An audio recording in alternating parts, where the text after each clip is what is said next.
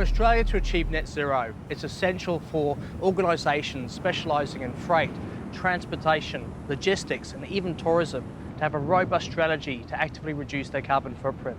Which is why today I'm so excited to be visiting one of Australia's busiest ports who are going to show me how they are actively sailing to zero.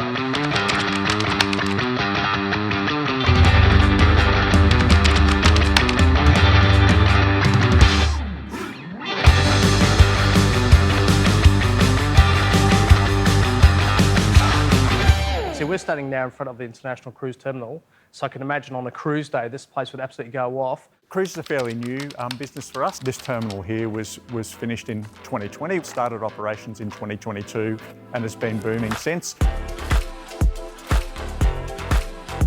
Craig, it's an incredible facility. Can you tell me a little bit more about the activity that happens here at the Port of Brisbane? The majority of our cargo is containers, also handle a wide diverse range of cargoes, so a lot of bulk liquids, bulk solid products as well, and then break bulk cargo, things like motor vehicles, a lot of wind farm componentry at the moment as well. I mean, those things are absolutely massive.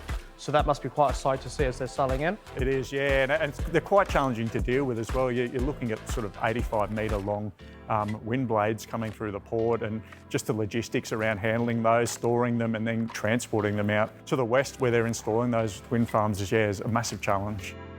With yourselves as a Port of Brisbane, it must be incredibly hard for you to achieve your net zero goals. And I know you've got a really robust strategy in place. Can you talk me through what your goals are to achieve net zero?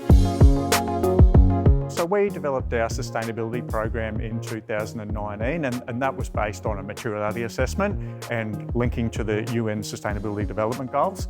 Our 2030 goal was net zero scope 1 and 2 emissions by 2030. That involved a lot of work at the time to put in place energy transition plans and look at the options we had to achieving net zero by 2030. Quite exciting to say that we did achieve net zero last year. Your solar car park is absolutely incredible. How many kilowatts of solar do you have on that? Yeah, so a solar car park here at the International Cruise Terminal is an 800 kilowatt system. This is the first larger system we've installed where we can use some of that energy elsewhere. And how does it actually work? Because you've got 800 kilowatts on the roof.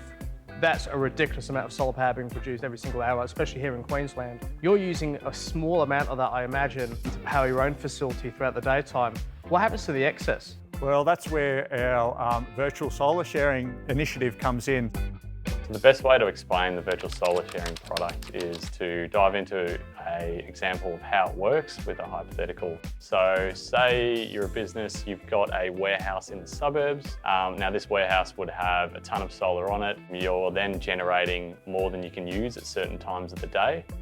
And you would then just export that excess solar to the grid, and traditionally you'll get a feed-in tariff credit for that, which is typically quite a small amount. At the same time, you'll have say a site in the city, could be an office location. Now that site may not be able to have solar for a number of reasons. Through the virtual solar sharing product, we're able to essentially virtually share that solar between your warehouse and your site in the city. As a result of that, you're effectively able to benefit from that financially. So in the case of the Port of Brisbane, they've got an 800 kilowatt solar system. So during certain times of the day, they're generating more solar than they can otherwise use at that site. And they have a number of sites in their portfolio. So through the virtual solar sharing product, they've been able to share that excess solar from their central location with the solar system with their other sites that can't host solar. The virtual solar sharing product really enables customers to reduce their energy costs in a really material way. So Craig, that's absolute genius. I mean, when you look at the amount of space you have and other organisations have that's underutilised, like a car park, and then to have the intellect and the foresight to say, well, you know what, let's take advantage of this by installing a 800 kilowatt solar power system.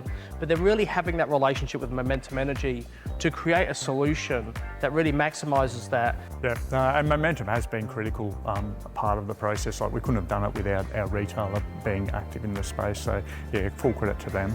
Absolutely amazing. Well, thank you so much for showing me around today. I really appreciate it. Yeah, my pleasure.